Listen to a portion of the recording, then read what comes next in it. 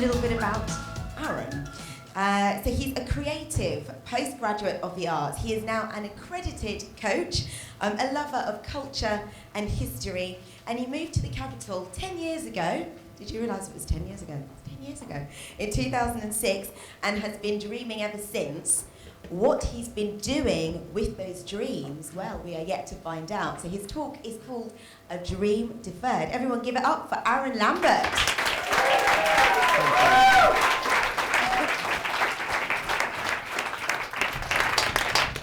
Thank you, people. I had a lot of notes and I've done a lot of work on this.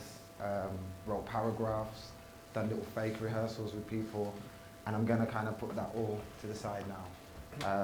Whatever I'm meant to say is in my heart, and that will come out in the next 12 minutes. So A Dream Deferred. I saw a lot of people here have their titles and statuses and what they do. So if I was to put anything there for now, I would put survivor. And maybe when I finish my talk, you will understand why I'm saying that. So A Dream Deferred. Is there anyone here who has an idea of what a dream deferred may mean? Put on hold. Put on hold? Perfect. A Dream Deferred. I've used a poem from a African-American author who is no longer with us, called Langston Hughes. He wasn't just an author, he was a playwright. He did so much stuff and was even described as the spokesman for the black man during the Harlem Renaissance in America, which was a big time for black people. I think if we see the current news, there's a lot of stuff going on now for the black man also, so we've moved and progressed, but we still have some issues. But his poem, A Dream Deferred, was based upon what he thinks happens to dreams that are deferred and do not get activated, do not get actioned. We just go on through life with that, what if, or maybe if I'd done that.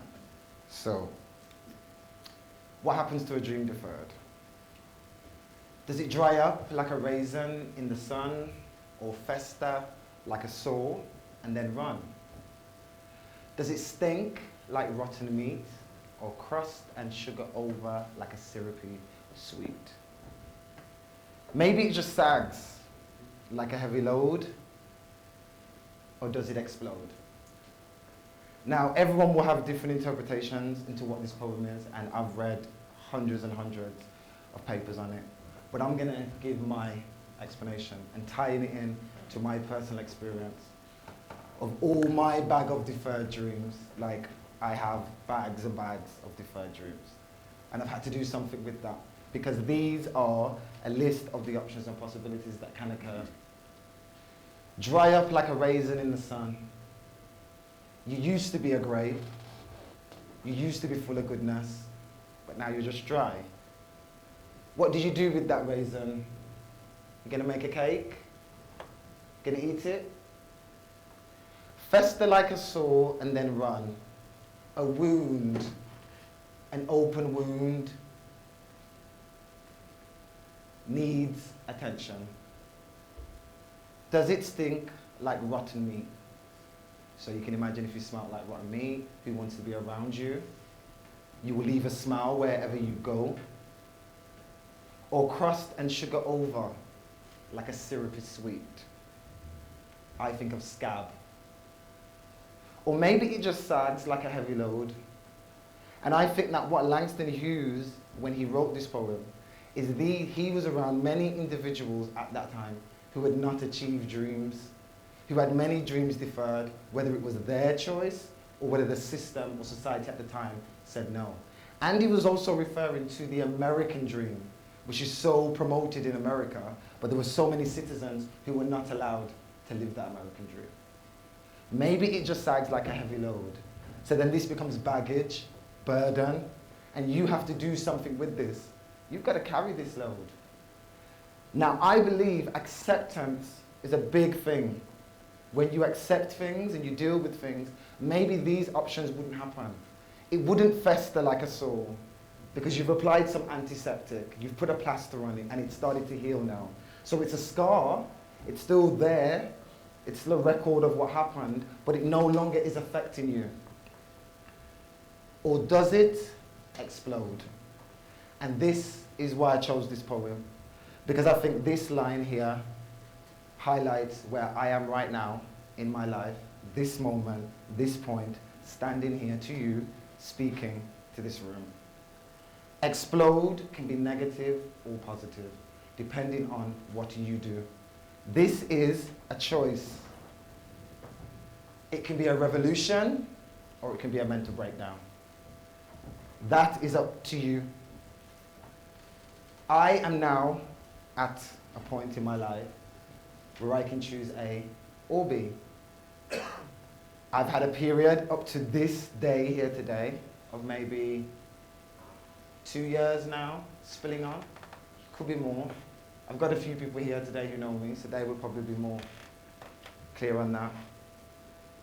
Where all this started to take a toll on me. It was festering, it was sagging like a heavy load, and it was stinking. I didn't want to be seen. I isolated myself. I went through depression.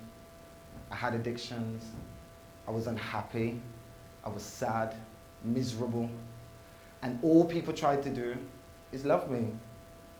But I didn't want it. Why? Because I did not love myself.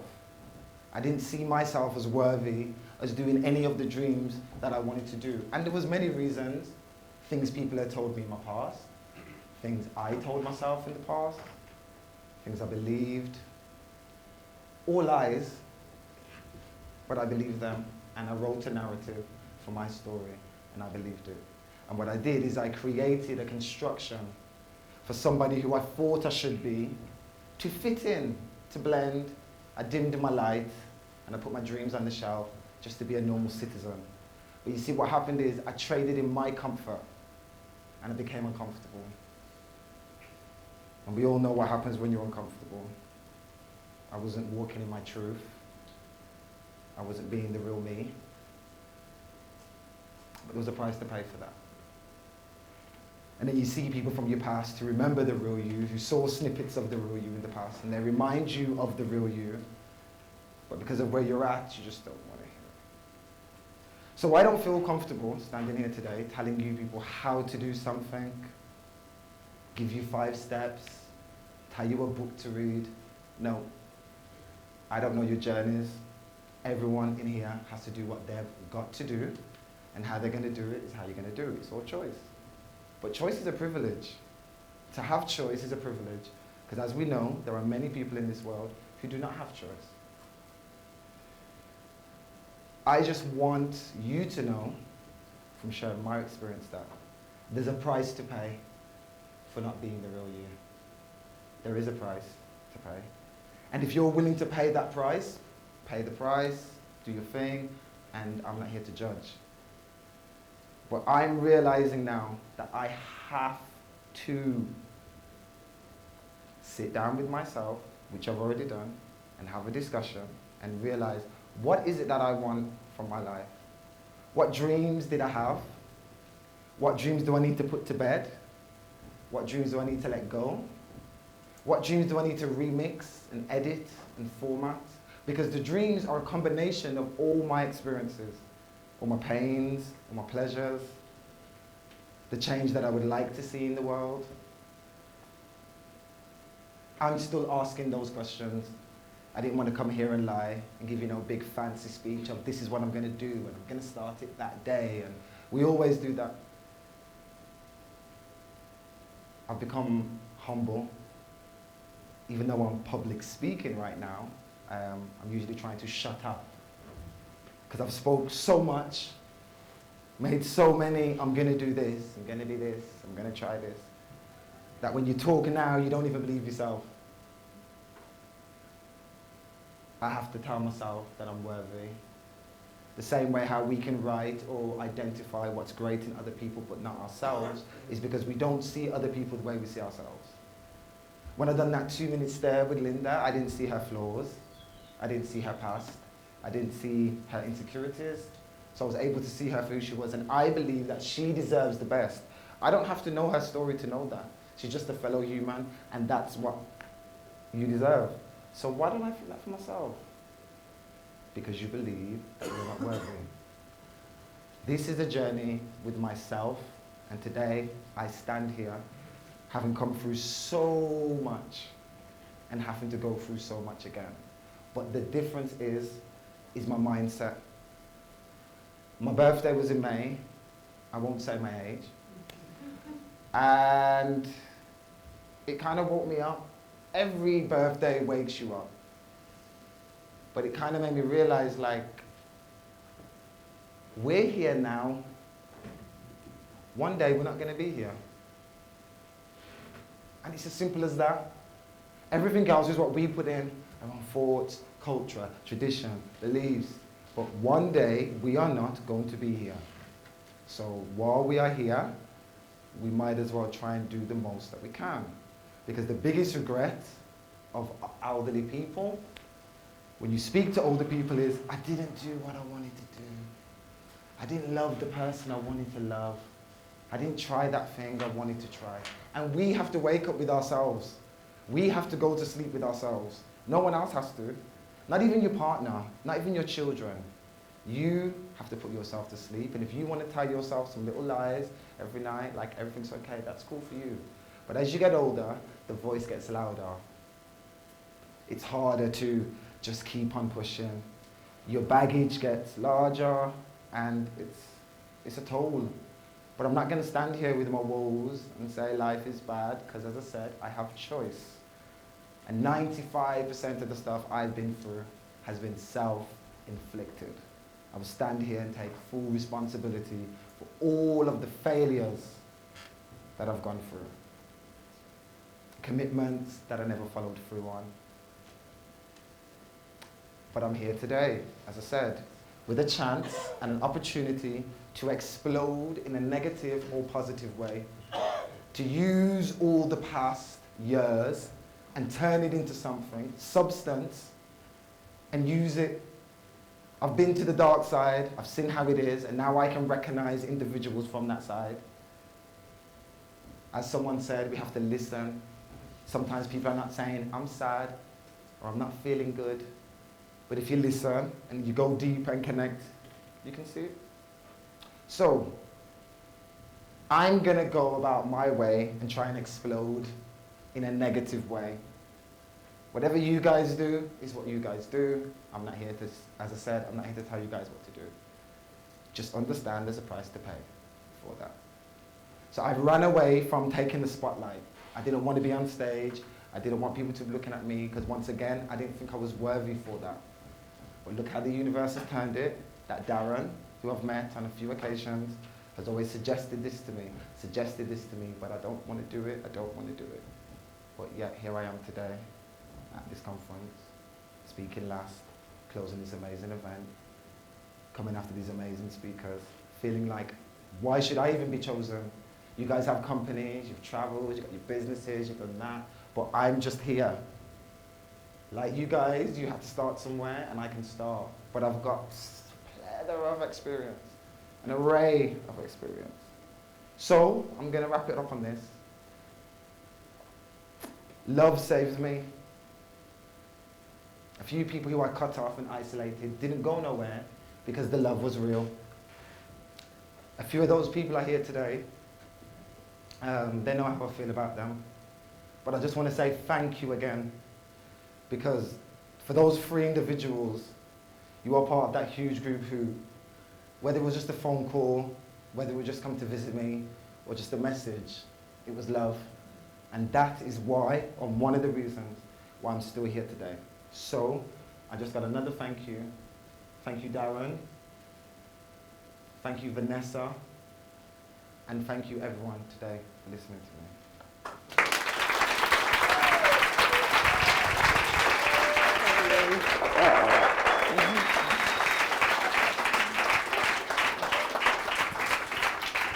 You did a great job. You did a really great job. How are you feeling? Emotional, I think. Yeah, I'm good. You're good. Yeah. I'm feeling emotional. What you said here about, or does it explode, or what this finishes with, this verse, and it being either a revolution or a mental breakdown. And again, there's been so many things which have resonated with me today, and your interpretation of that is one of them. Another thing that really resonated with me, of course, was you've talked a lot about love and how those people that you isolated, they remained in your life despite you kind of, cutting them off at whatever time, because, as you said, the love was real. And you also talked about loving yourself.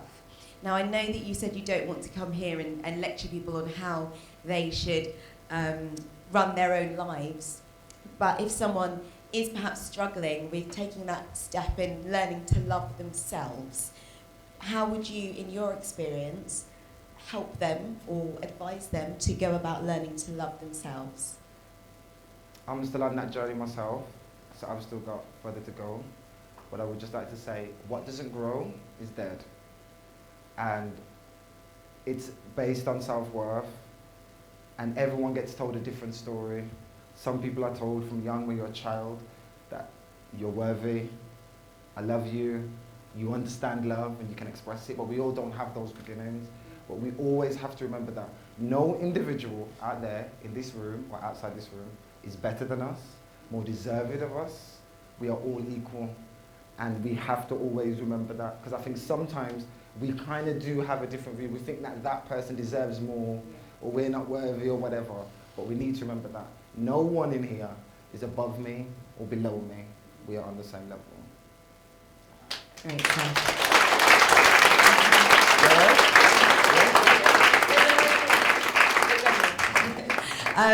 Have we got some questions from the floor? Are you saying no? No, I'm just shaking. We do. In the middle, thank you. Take your time, ladies first. Alright, thanks. So, hello. I just really have to say that was one of the most elegant and beautiful speeches I've ever witnessed. I'm not sure even if it's sunk in how amazing it was, but I think, dude, I don't know a whole pile about you or your story, but that was absolutely incredible. And I mean, fuck me, just seriously. Oh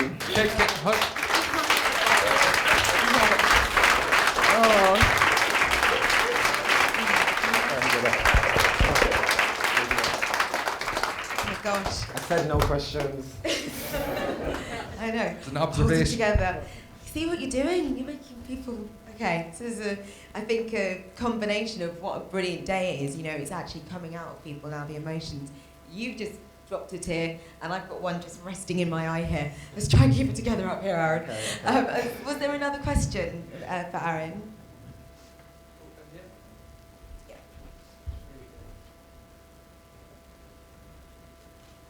Hiya. So you wrongly said that you're going to negatively explode. I think you meant positively explode. And you said that you completed the coaching course. So is that coaching course going to be part of your explosion and what you do now moving forward? The coaching course will help me to explode. I think what the coaching course gave me is, when I move on from this journey and I'm interacting with individuals, I'm going to listen and I'm going to be on a deeper level.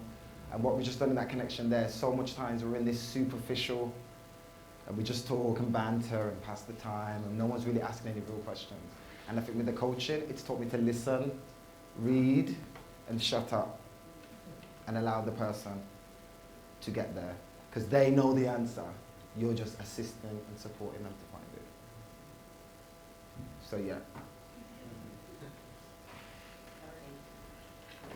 Okay. Were there any more for any more? Or, yeah, got a couple more actually.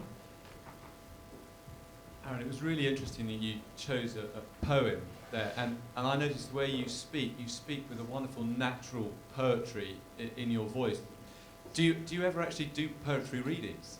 No, I used to write poems. It was an expression of when I was going through pain, and I would just write them and put them somewhere, but I wouldn't show them to people. But I've never read no poetry. Oh, because I tell you, I'd sit and listen to you reading poetry. Yeah.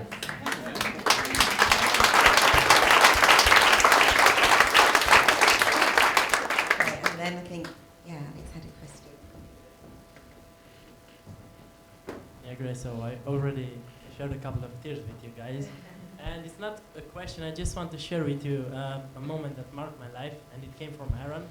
As we were talking and I was getting to know him, and he told me what he has been through, and I won't ever forget this, and I just wanted to share it with you because it was just such a powerful moment. And he told me, I'm this person in my life at this point, and I have two options, and you can imagine like almost like a clone of yourself, and the one tells you at the end of the day, you know, I'm this shitty person, I've been through a lot, I'm not worthy, I feel nothing, and that's the way it is. And the other one tells you the exact same question, the exact same phrase, but just adds a couple of words at the end, but I'm not giving up. So whatever you've been through, you have the choice to not give up and carry on. Because I'm still here, and we are still here. And that's what I just want to probably the reinforce messages. We are here, and we're not going to be here one day. So while you're here, be here. Thank you, guys.